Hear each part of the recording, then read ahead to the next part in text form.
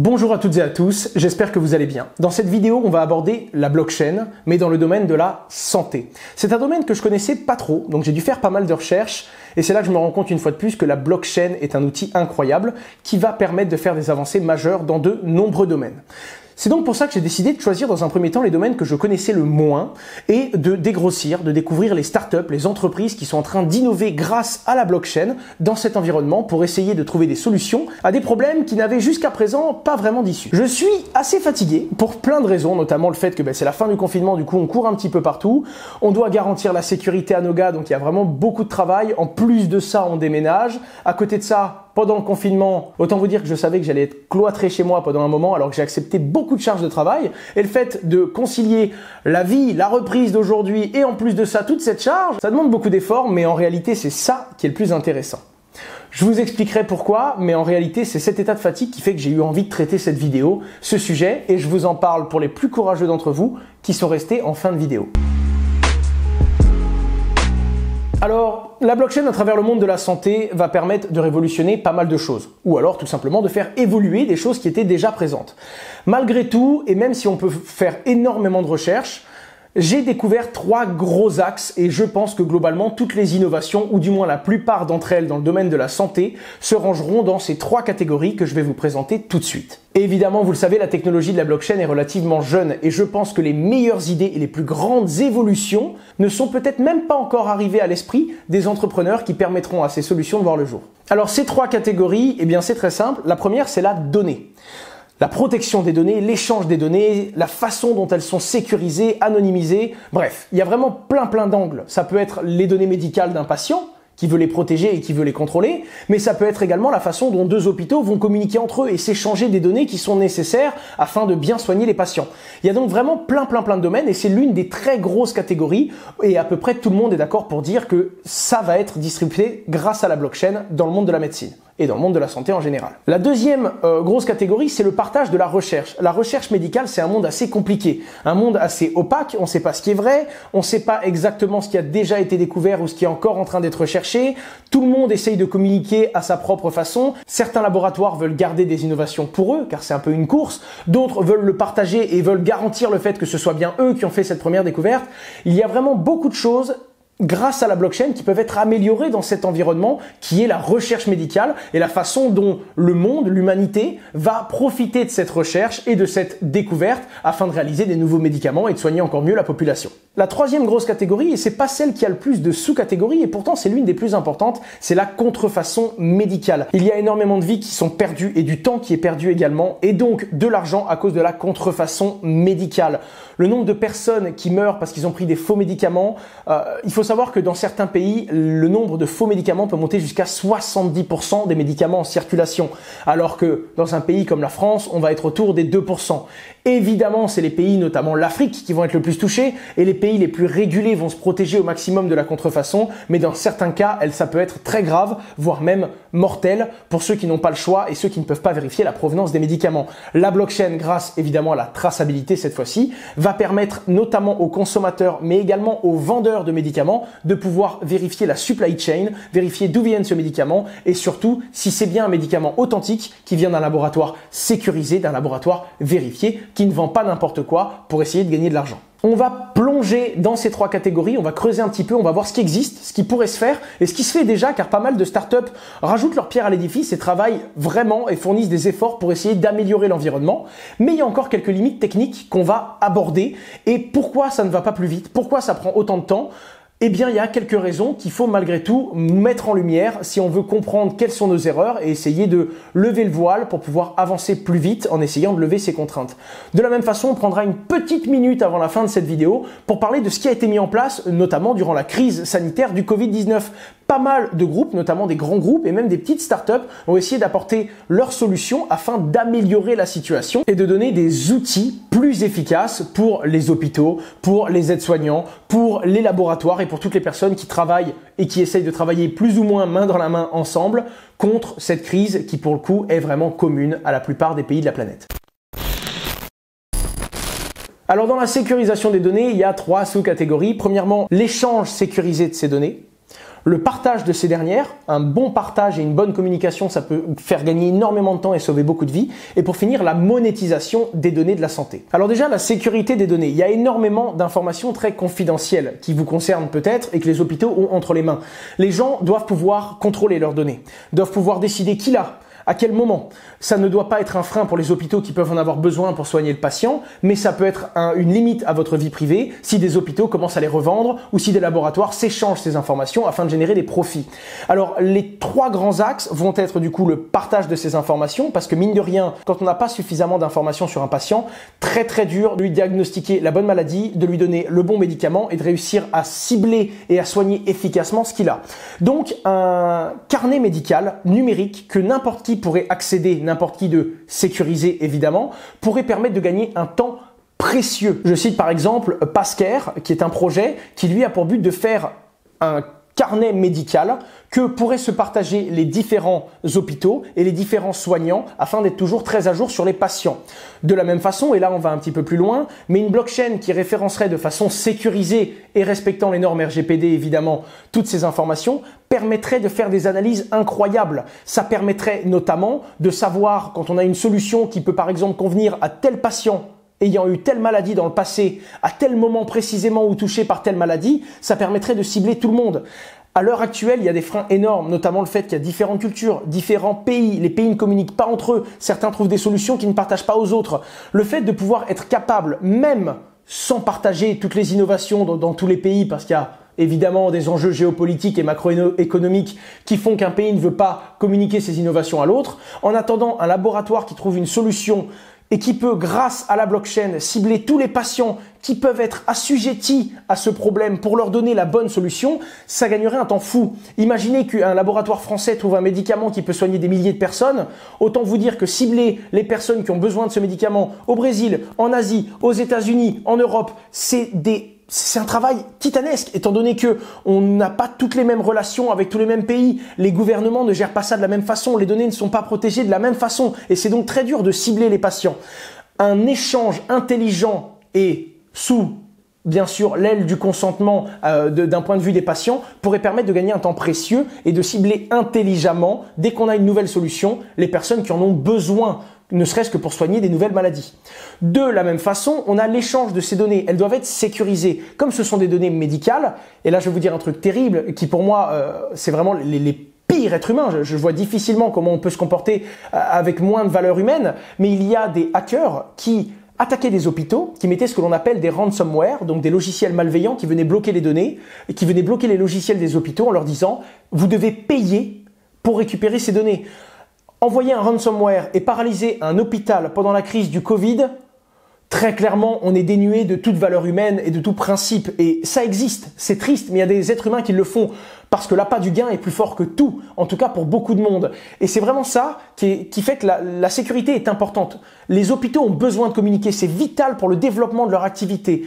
Permettre, grâce à la blockchain, de communiquer de façon sécurisée sans que ces données puissent être corrompues ou détournées, c'est un avantage incroyable que la blockchain peut apporter. Même s'il existe des solutions centralisées qui permettent de le faire, la blockchain propose des solutions de sécurité et de confiance. Je rappelle que la blockchain est basée sur la confiance, qui permettrait aux hôpitaux de communiquer intelligemment, sans envoyer des données à des acteurs qui ne seraient pas vérifiés, donc en maîtrisant toujours qui l'envoie, qui la reçoit, et en plus de ça, de façon auditable pour être sûr que ça respecte les normes RGPD et les différentes restrictions horribles que doivent respecter les différents hôpitaux pour pouvoir communiquer. Ce serait un gain de temps incroyable. Et en plus de ça, un gain en efficacité. Un petit clin d'œil au projet My Health, My Data, qui lui, par exemple, essaye de concilier tous les échanges médicaux avec le respect, justement, des normes et des échanges des données. On dirait pas comme ça, mais c'est un boulot énorme et c'est nécessaire à cause de tout ce qui a été mis en place par l'être humain pour limiter les abus. Ça devient compliqué de communiquer facilement. Et le secret médical, c'est un monde à part entière. Donc, respecter l'échange, l'efficacité, la rapidité, tout en respectant les normes, ça devient un vrai métier. Il y a également le projet Isalid qui lui essaye de vous permettre de tracer vos données. En gros, de savoir qui les a, où elles sont, est-ce que quelqu'un les vend à votre insu, qui a réellement eu accès à vos données, est-ce qu'elles ont été modifiées, et ça vous permet en plus de les suivre durant toute la vie de cette donnée. Donc il y a vraiment plein de projets qui essayent de bosser dans cette catégorie pour améliorer l'échange entre les différents acteurs de la santé. Ou encore le projet Bloc Covid qui a été fondé par des développeurs bénévoles, d'accord? Donc là, on est à l'inverse de ce que je vous disais. Il y a des gens qui ont beaucoup trop de valeur et qui essayent de faire profiter leurs compétences pour trouver des solutions à des gens qui n'en ont pas. Eh bien, Bloc Covid, leur solution à eux, c'est basé sur le volontariat et c'est pour que les personnes qui ont été contaminées ou les personnes qui pensent l'être puissent donner ces informations et ça permettrait de mieux respecter le confinement en sachant que telle personne est contaminée et qu'elle a pu toucher telle et telle personne qui elle aussi sont volontaires pour donner ces informations. Évidemment, ça a été lancé au début du confinement et ça permettait de mieux respecter certaines zones. Et c'est notamment ce genre de start-up qui font qu'on arrive à savoir, en plus des données des hôpitaux, que telle région est dans le rouge et qu'elle ne doit pas se déconfiner ou qu'elle doit se déconfiner différemment de telle région où il y a très peu de cas et où il y a très peu de personnes qui ont des symptômes. Par exemple, ça permet d'optimiser le confinement, de reprendre l'économie plus rapidement dans les domaines qui sont moins à risque, tout en conservant la sécurité sanitaire dans les domaines qui, eux, sont dans le rouge et qui doivent prendre des mesures supplémentaires. L'un des points dans cette sous-catégorie, je vous en ai parlé, c'est cibler le client. Si on partage bien les informations, on sait qui a peut-être besoin de la solution qu'on vient de trouver. Certains laboratoires ont fait des recherches incroyables, mais pensaient ça totalement inutile parce qu'ils n'avaient pas les bonnes informations et parce que là où ça pouvait être une solution nécessaire tout de suite en Chine, c'était pas le cas aux États-Unis. Et donc le laboratoire américain a mis ça de côté en se disant ce sera pas utile. Encore une fois, le partage de ces informations, et même si je conçois que l'être humain a besoin de protéger sa découverte, c'est la mienne, je veux pas la partager à tout le monde, c'est une chose. Mais découvrir quelque chose de très précieux pour quelqu'un qui peut sauver des vies et qui peut même vous rapporter de l'argent à vous et le mettre à la poubelle parce qu'on se dit que ça ne servira à personne et que personne n'en a besoin, simplement parce que l'être humain a mal communiqué et n'a pas dit on a ce besoin ici et maintenant, c'est dommage. Ça permettrait d'apporter des solutions à beaucoup de monde. Et on l'a vu à travers le temps, certains pays qui ont dit si on avait eu cette solution à ce moment-là, on aurait été très content de payer pour l'avoir. Et d'autres pays qui l'avaient développé et qui ont mis ça à la poubelle simplement parce qu'ils ne pensaient pas qu'il y avait de demande sur cette offre que eux auraient pu fournir suite à leurs recherches. À côté de ça, et à cause de l'argent et du business principalement, il y a très peu de transparence dans la recherche médicale. On ne sait pas qui découvre quoi, comment, quand. Et du coup, certains laboratoires ou certains investisseurs peuvent prendre le dessus sur des découvertes qui auraient pu être rendues publiques et à ce moment-là, la monétiser. Et très simplement, et je pense que je vous apprends rien, certains laboratoires préfèrent volontairement vendre très peu de médicaments très chers plutôt que de fournir énormément de médicaments à beaucoup de monde. Et c'est très dommage, car même sans dire que l'être humain devrait distribuer les médicaments gratuitement pour aider la planète, c'est pas mon discours, vous savez très bien que c'est pas possible, ce serait bien beau, mais bon, c'est une utopie. Par contre, il y a des moyens de gagner de l'argent honnêtement, sainement et malgré tout de rendre service aux gens qui en ont besoin. Et il y a des conciliateurs qui sont là pour faire des offres intéressantes qui permettent aux laboratoires de rentrer dans leurs frais et de générer des bénéfices tout en sauvant des vies. C'est vers ça qu'on doit tendre et qu'on doit arriver. De la même façon, être sûr de trouver des bons fournisseurs. Vous l'avez vu ne serait-ce que pour les masques. Le nombre d'arnaques qu'il y a eu, des pays qui ont volé à d'autres, des pays qui ont intercepté, malgré que ce soit des pays européens, des cargaisons qui venaient et qui passaient dans leur pays pour d'autres pays qui en avaient encore plus besoin qu'eux. On ne sait plus à qui on peut acheter des masques. Est-ce que ce sont des masques qui sont vraiment faits dans les normes? Est-ce que c'est sérieux? Bref, la contrefaçon tue. Très clairement. Et en plus de ça, tomber sur un mauvais fournisseur qui fournit un mauvais matériel, ça peut être encore plus dangereux. Et à ce moment-là, quand tout le monde est dans l'urgence, c'est là qu'on réfléchit pas et qu'on est prêt à payer n'importe quoi pour trouver une solution. Si en plus, on nous refourgue de la mauvaise qualité qui peut tuer des vies, c'est encore plus grave. Être capable, grâce à la blockchain, de tracer et d'être sûr et certain qu'on achète au bon fournisseur un bon produit, c'est nécessaire. Et à la fin de cette vidéo, je vais vous parler de quelques solutions qui ont été développées pour le Covid. Et il y en a eu une justement qui est un exemple parfait et un cas concret de ce que je viens de vous dire. Et ensuite, la collaboration. Alors, je vais pas revenir là-dessus en disant que les êtres humains devraient bosser main dans la main pour avancer plus vite, d'accord? Et je vais pas dire que dans la médecine, c'est pas le cas.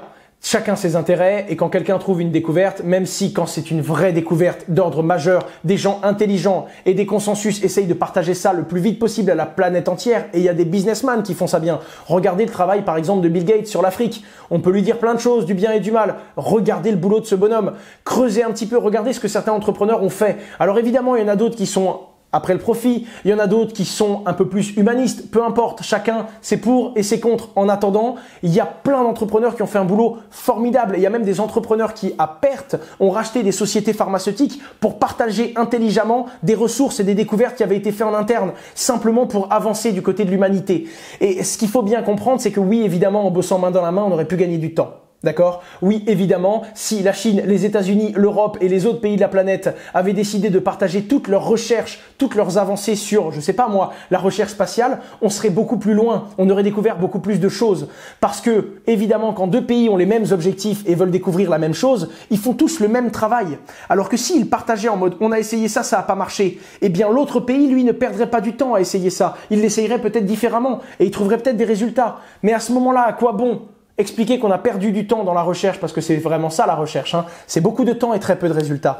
À quoi bon expliquer à son concurrent qu'on a passé beaucoup de temps pour avoir très peu de résultats, simplement pour lui faire gagner du temps? Eh bien, la blockchain pourrait permettre de concilier. Encore une fois, je ne pense pas qu'on peut faire changer la nature humaine. On peut la faire évoluer, mais ça prend du temps. Par contre, à l'instant T, très rapidement, maintenant, on peut faire comprendre à des gens intelligents que c'est dans leur intérêt personnel, financier et même d'un point de vue égoïste de travailler main dans la main. Rappelez que la blockchain a réussi à le faire.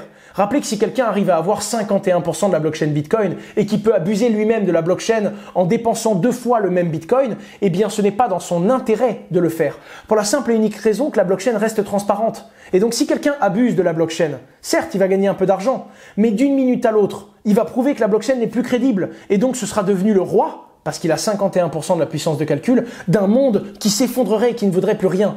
Voilà comment la blockchain a fait en sorte que le plus gros requin, et même la personne la plus égoïste qui arrivera à s'emparer du réseau, aurait tout intérêt personnellement à faire en sorte que ça reste décentralisé, que ça se porte bien et que tout le monde garde la notion la plus importante de cette technologie, une confiance parfaite au réseau.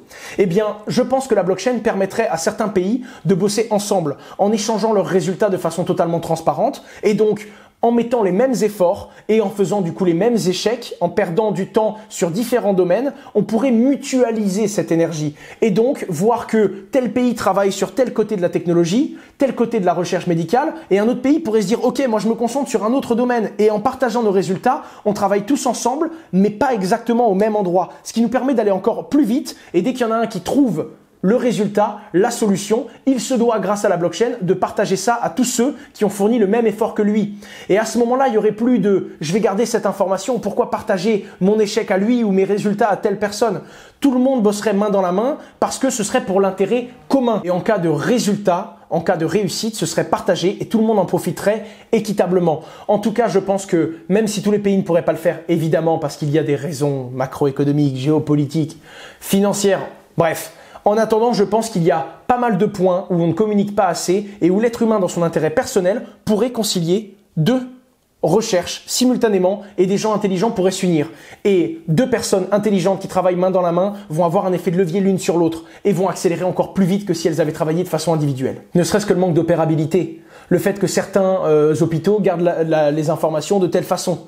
D'autres hôpitaux, qui eux sont très sérieux également, pourraient appréhender cette donnée, mais n'utilisent pas les mêmes critères, ne lisent pas l'information de la même façon. Et donc leur logiciel ne va pas pouvoir lire les résultats de l'autre hôpital. C'est pour ça que la blockchain pourrait apporter énormément d'interopérabilité.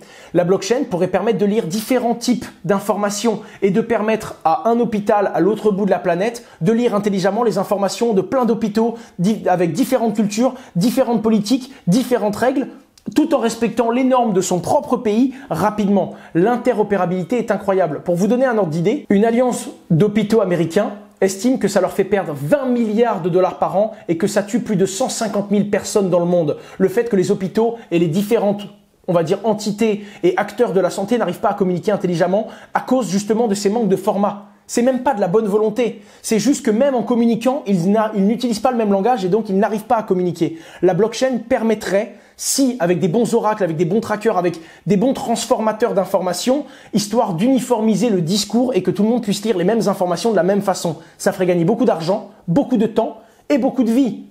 On a tout ce qu'il faut pour mettre tout le monde d'accord. Je pense vraiment qu'on a tout ce qu'il faut pour mettre tout le monde d'accord. Alors, ça va pas être la plus longue, mais la troisième partie, c'est les contrefaçons. Plus de 15% des médicaments dans le monde, entre 2 à 70% en fonction des régions, sont contrefaits. Et ça coûte la vie à plus de 800 000 personnes par an. C'est hallucinant. Le médicament falsifié est dangereux. Et je vous parle pas de ceux qui vous font croire que c'est un médicament et qui vous donnent une pilule de sucre. Je vous parle de ceux qui ont essayé de faire des médicaments et qui ont mal dosé. Je vous parle de tout ce qui est médicaments falsifiés, vraiment dangereux pour la santé. Même les médicaments vérifiés peuvent tuer des gens et on l'a déjà vu et il y a des scandales. Alors qu'il y a des normes énormes, alors que ça prend du temps, qu'il y a des check-ups incroyables. Imaginez des médicaments non vérifiés et falsifiés.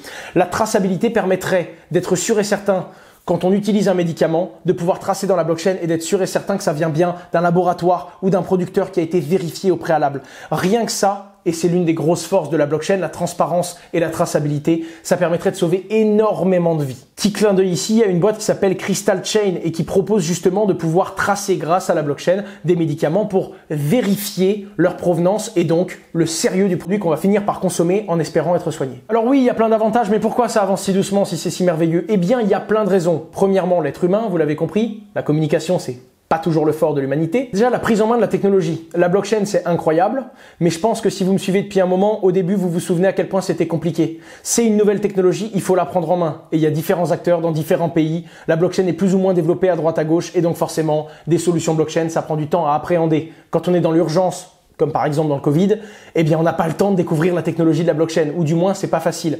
Et donc il faut que les gens qui mettent en place des solutions fassent en sorte qu'elles soient faciles à utiliser comme une autre technologie qui est déjà connue. Donc en plus d'avoir une technologie qui doit être capable de lire les différents langages des différents pays et les différentes façons de gérer la donnée, il faut que ce soit présenté à ces acteurs pour que tout le monde puisse partager ces données avec un langage et une technologie que les gens connaissent déjà. C'est compliqué. Deuxième point, ça va être la régulation. Le monde de la médecine est très réglementé, dans certains pays plus que d'autres. Et donc on lance pas un nouveau produit comme ça. On lance pas sa start-up pour apporter une solution dans la santé du jour au lendemain comme ça. On doit pas trouver deux clients qui sont d'accord. On doit concilier les particuliers, les normes RGPD et les différentes personnes qui ont besoin de ces documents et de ces informations avec les normes de chaque pays. Et c'est ça qui fait que ça prend forcément du temps. Le troisième point, c'est l'investissement de base. Il faut créer des blockchains, il faut mettre des êtres humains. Il y a très peu de gens qui connaissent cette technologie et donc ça peut être très coûteux. Et même avec de la bonne volonté et des moyens, ça peut prendre du temps. Et c'est ça qui est un gros frein au développement de cette technologie. C'est jeune et donc c'est de la recherche en quelque sorte et ça prend du temps, des fois les résultats sont maigres et quand on doit investir beaucoup pour beaucoup de temps et qu'on n'est pas sûr des résultats, eh bien forcément ça freine le développement de la technologie. Ensuite, je vous en ai déjà parlé, je vais pas refaire le discours, l'interopérabilité, c'est très compliqué, il faut vraiment rendre ça, on va dire, compliance avec tous les différents discours et les différentes formes de données qu'il y a et ça peut prendre du temps. Et pour finir, être bien sûr que ce soit totalement scalable. Si une solution devient très utile et que d'un coup tout le monde se met à l'utiliser et que la blockchain, pour être transparente, décentralisée, sécurisée, respecter les normes, elle a plein de contraintes et du coup elle ne peut pas absorber trop de demandes, eh bien on se retrouve à revenir à certains problèmes que le Bitcoin a par exemple connu en 2017, qui est la scalabilité.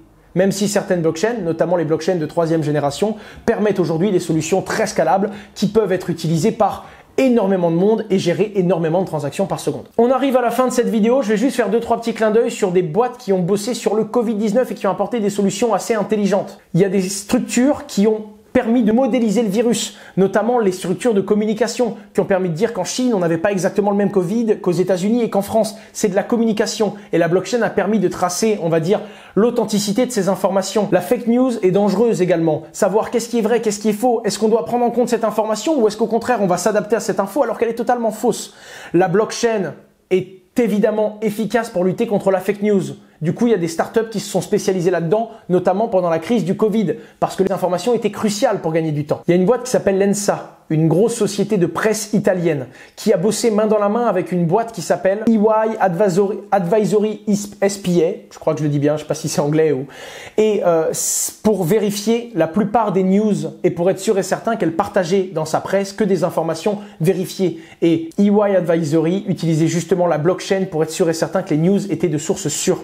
Ou encore IBM qui a utilisé et qui a créé le Rapid Supplier Services qui permet justement de connecter des gens qui ont besoin de suppliers de confiance et de matériaux, de médicaments ou encore de tout simplement d'équipements médicaux à des suppliers, donc à des fournisseurs de confiance instantanément et grâce à la blockchain et sa traçabilité. C'est quand même IBM, on parle d'un géant qui s'est mis dans cette technologie pour trouver une solution très précise à un instant d'urgence dans le Covid. Et un petit clin d'œil à une organisation portée par l'OMS d'une 50aine de médecins et de chercheurs qui ont utilisé justement la blockchain pour créer des canaux de discussion sécurisés et qui permettaient de respecter les normes RGPD, de communiquer en respectant toutes les différentes normes et tous les problèmes d'interopérabilité, en permettant à des médecins d'un pays asiatique de communiquer avec des gens de l'autre bout de la planète tout en échangeant intelligemment et dans le respect de la confidentialité et des échanges rapidement et avec la même sécurité que s'ils étaient dans le même bureau à échanger ensemble des informations.